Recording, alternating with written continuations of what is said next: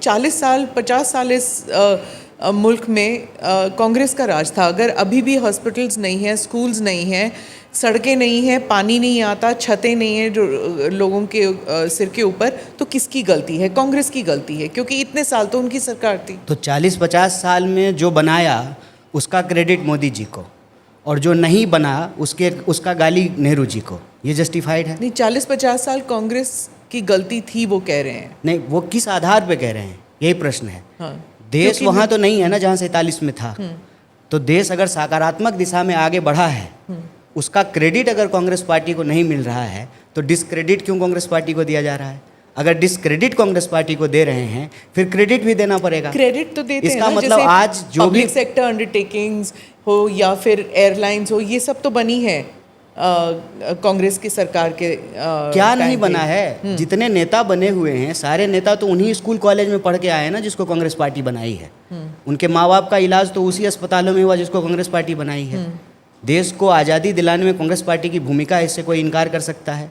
इसरो बना हो, IIT बना हो, IIM बना हो, देश की यूनिवर्सिटीज़ बने हो, सड़कें बने हो, आप जिस स्कूल में पढ़े हैं, हम जिस विश्वविद्यालय में पढ़े हैं, उसको तो कांग्रेस ही बनाई है। प्रश्न यही है, इस देश का विपक्ष होने के नाते देश में जो चीज़ें हुई हैं उसकी तारीफ़ की जानी चाहिए, और जो नहीं हुआ है उसका सवाल पूछा जाना चाहिए। अच्छा, आप जो यात्रा कह रहे थे, भारत जोड़ो यात्रा हो गई या फिर दूसरी वाली जो यात्रा निकाली थी राहुल गांधी ने, सब कह रहे थे कि यात्रा तो निकाल रहे थे, लोग आ भी रहे थे, लेकिन वोट जा रहा था बीजेपी को। अच्छा, ये तो मतलब आप पत्रकार हैं और आपके पास आंकड़े होते होंगे, आई गेस, कि कांग्रेस पार्टी जब भारत जोड़ो यात्रा निकाल रही थी तो उसके कितने सांसद थे, और जब भारत जोड़ो यात्रा हो गई उसके बाद उसके कितने सांसद हुए? ये आंकड़ा तो आपके पास होगा ही। है, वो सरकार तो नहीं बनी ना। नहीं, सरकार तो नहीं बनी, वो बात तो ठीक है। इंडिया वर्ल्ड कप तो नहीं जीता, इसका मतलब ये थोड़ी है कि इंडिया जो है क्रिकेट खेलना बंद कर दिया है। इंडिया वर्ल्ड कप नहीं जीता, लेकिन अभी जीत करके आया है।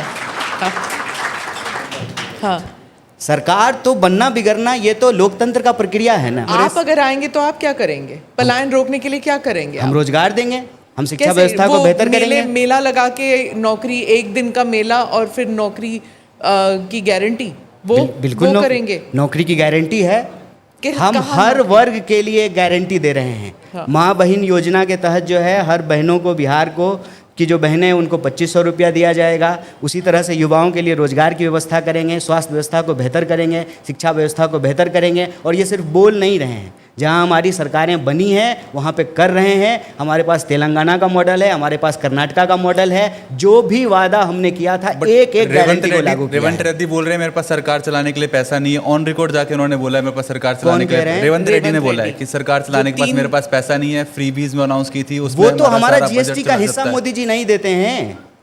जो गैर भाजपा सरकार है उनकी मुख्यमंत्रियों के स्टेटमेंट आप सुन लीजिए, सरकार के बयान सुन लीजिए, और ये एक साल की बात नहीं है। आप चाहे केरल के मुख्यमंत्री का बयान सुनिए, आप झारखंड के मुख्यमंत्री का बयान सुनिए, आप जो है हिमाचल के मुख्यमंत्री का बयान सुनिए, कर्नाटक के, तमिलनाडु के, क्योंकि केंद्र सरकार जो स्टेट का GST का हिस्सा है वो केंद्र सरकार उसको रिलीज नहीं कर रही है। ये एक बहुत बड़ा मुद्दा है। आप हमसे टैक्स रेवेन्यू कलेक्ट कर रहे हैं और जो सरकार का हिस्सा है राज्य सरकार का, आप उसको वापस नहीं कर रहे हैं, तो स्वाभाविक रूप से ये सवाल उठेगा। आप देखिए पिछले साल, अभी बारिश आने वाली है, मानसून आने वाला है, और हिमाचल में पिछले साल जो त्रासदी हुई, जो आपदा आया, बार बार मुख्यमंत्री जाकर के जो है केंद्र की सरकार से गुहार लगा रहे थे कि आप हमारा हिस्सा हमको दे दीजिए, हमारा राज्य आपदा से गुजर रहा है, हमको हमारा पैसा दे दीजिए। तो ये तो सरासर बेईमानी केंद्र सरकार कर रही है। कांग्रेस की क्या स्थिति है इस समय बिहार में? एक सवाल ये है कि पिछले 30 सालों में कांग्रेस जहां भी 3 से चौथे नंबर की पार्टी बनी है, चाहे वो उत्तर प्रदेश हो, चाहे वो तमिलनाडु हो, चाहे वो बाकी राज्य हो, उसमें कभी बाउंस बैक नहीं कर पाई है कांग्रेस पिछले 30 सालों में।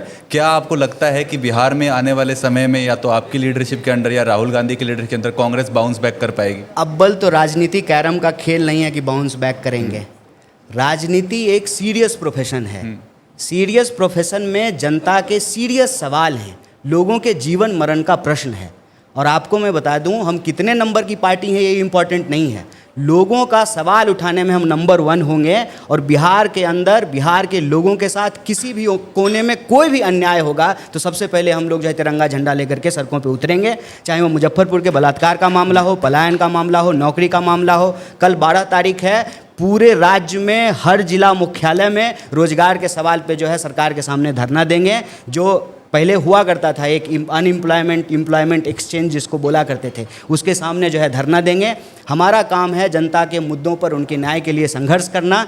कितने नंबर की पार्टी हैं, कोई टी शर्ट बेचने के लिए थोड़ी आए हैं कि कौन सा नंबर का शोरूम हमारा चल रहा है। जनता के लिए लड़ना ये हमारी प्राथमिकता है। और बाउंस बैक करने का जहाँ तक सवाल है, तो देखिए, जब भी किसी भी तरह की हेजेमनी बन जाती है ना, तो लोगों को लगता है कि ये तो होगा ही नहीं।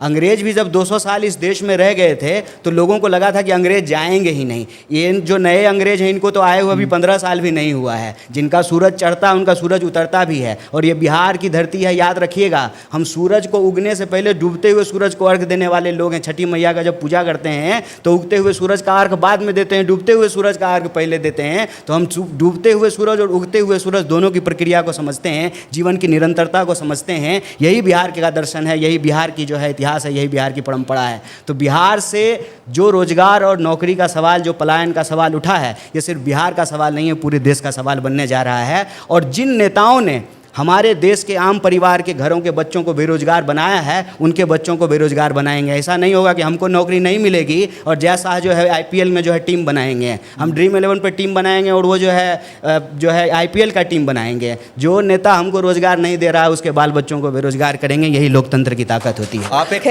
टेम्पल में गए थे और उस टेम्पल में जाने के बाद उसे रिपोर्टेडली गंगा से धोया गया था। नहीं, मंदिर को नहीं धोया गया था, तो प्रांगण को। लेकिन अगर धोया गया तो ये सवाल तो उन पर उठता है ना जो धो रहे हैं।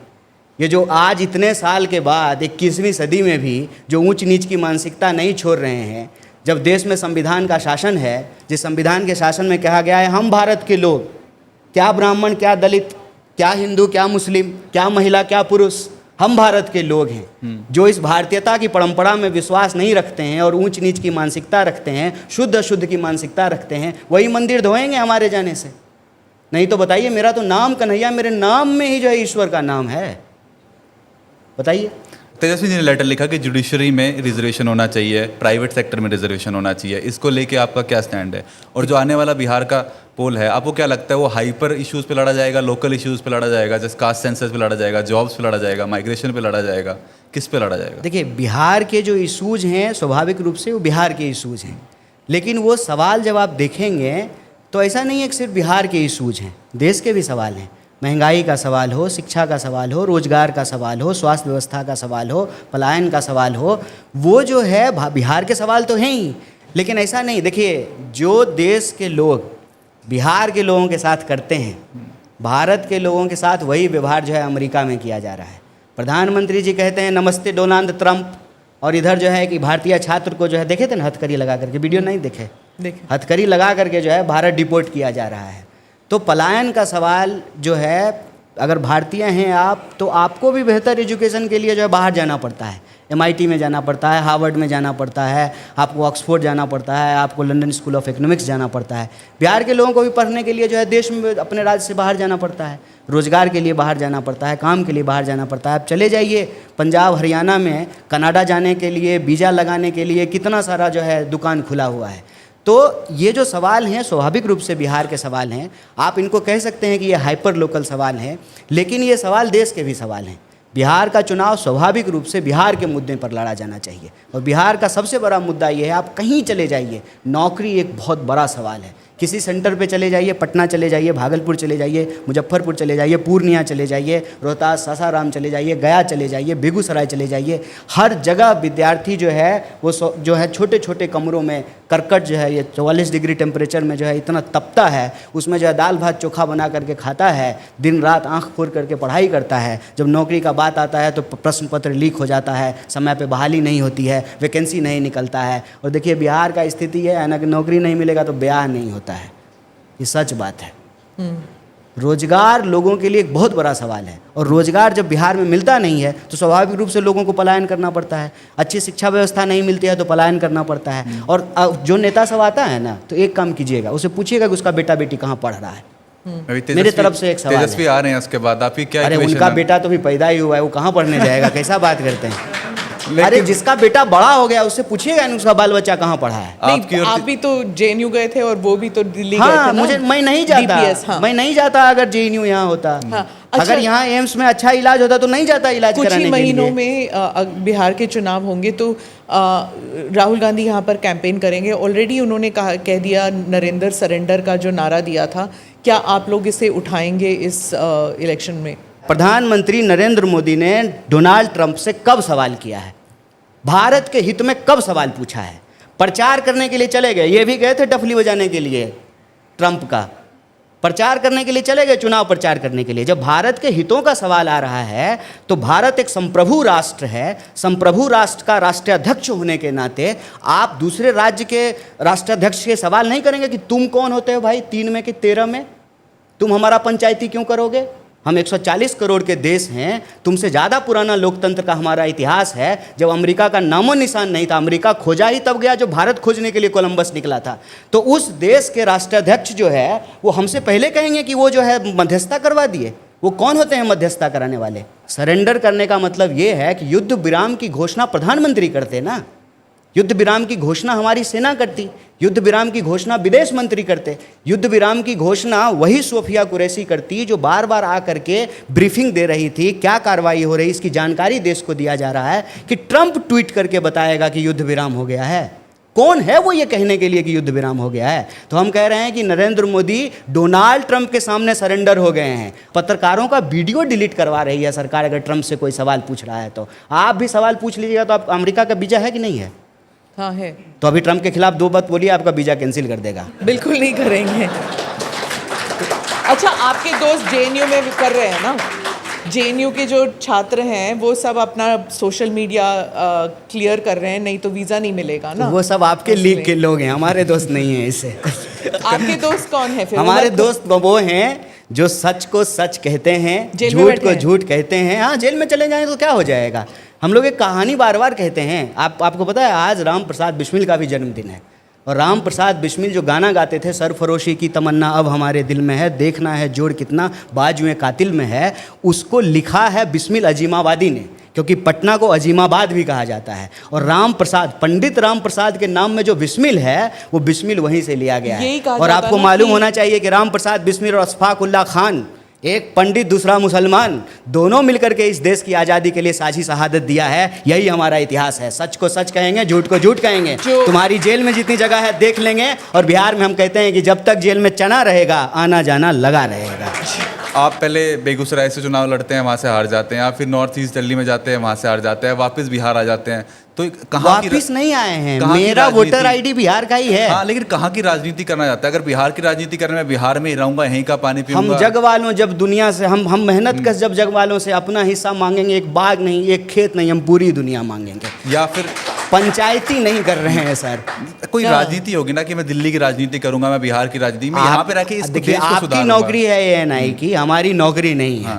हम नौकरी नहीं करते तो हैं, कल को हम न्याय के लिए लड़ते तमिलनाडु हैं। से भी इलेक्शन लड़ तो सकते आप हैं। एएनआई से जो है कल दूसरे जो है टीवी में जा सकते हैं। हम नौकरी नहीं कर रहे हैं। निवेदन आपसे यही तो है। आप बिहार में रहेंगे, चुनाव हम बिहार में ही रहते हैं। नहीं, मतलब मेरा स्थायी पता बिहार है। मैं वोट देने के लिए बिहार ही आता हूँ। मेरा वोटर आईडी बिहार का है। वोट देने के लिए, वोट मांगने के लिए कहाँ जाएंगे आप? सिर्फ बिहार में या फिर केरला में जा सकते हैं? पूरे देश में वोट मांगते हैं। अच्छा। अभी जो पंजाब में बाय इलेक्शन हो रहा है वहाँ भी वोट मांगने के लिए गए थे। पार्टी ने हमको स्टार कैंपेनर बनाया है। आप बताइए स्मिता जी, आप दिल्ली से पटना कॉन्क्लेव करने के लिए आ गई हैं और हम पटना से दिल्ली नहीं जा सकते नेता हैं है ना, इसीलिए तो आपके तो पास आप भी ही तो पत्रकार हैं ना। तो जितना आप नागरिक हमारे आप हैं उतना नागरिक हम हैं। आप आएंगे नहीं हमारे कोई पास, कंफ्यूजन इसलिए- नहीं है। इसलिए हम आपके पास आ गए। कोई कंफ्यूजन नहीं है। जिस कॉन्स्टिट्यूशन में पार्टी हमको चुनाव लड़ाएगी वहां से चुनाव लड़ेंगे। नौकरी थोड़ी कर रहे हैं नमन। कांग्रेस नेता ने ऑफ द रिकॉर्ड कहा कि राहुल गांधी को कन्हैया कुमार पे बहुत विश्वास है, उन्हें लगता है कि ये ऑर्गेनाइजेशन लेगेसी नहीं, को इसको ऑफ द रिकॉर्ड कहने की क्या जरूरत है? मतलब नहीं, कोई उन्होंने चोरी off छिपे the वाली बात record थोड़ी है। कहा। हम तो ऑन रिकॉर्ड करें। उन्होंने कहा कि ऑफ द रिकॉर्ड कि कन्हैया कुमार पे उन्हें बहुत विश्वास है, उन्हें लगता है कि ये इंसान कांग्रेस की और ऑर्गेनाइजेशन लेगेसी को आगे लेके जाएगा। पार्टी के हम लोग वर्कर हैं। पार्टी अगर कहीं पे कोई मुहिम चला रही है, कोई कैंपेन कर रही है, तो एक कार्यकर्ता की तरह जो उस कैंपेन को आगे बढ़ाते हैं। बिहार के जो लोग हैं, बिहार के लोगों के लिए सबसे बड़ा नौकरी का सवाल है। चुनाव से पहले भी और चुनाव के बाद भी इस सवाल पे हम लोग अनवरत संघर्ष करने वाले हैं। और हमको उम्मीद है कि भले वर्ल्ड कप जो है इंडिया नहीं जीती थी, बाद में चैंपियंस ट्रॉफी जीती ना, इंडिया जीतेगी।